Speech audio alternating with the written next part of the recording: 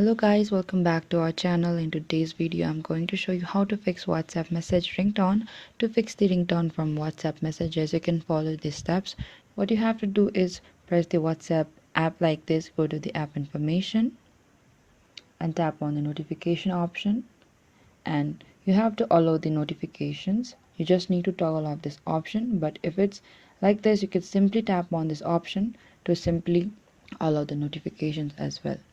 Or you could also open your WhatsApp. In the top right corner there's a three dot icon. Tap on that and tap on the settings option, and from here you have to select the notifications option and then choose the notifications tone,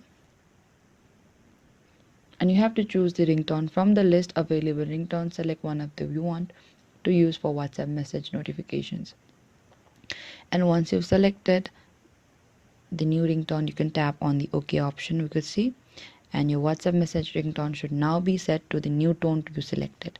And if you're still not hearing the new ringtone, check your device's following settings and ensure that notifications are not muted. Thank you for watching this video. I hope I could help you. Do not forget to like, subscribe and hit the bell notification icon for more upcoming uploads.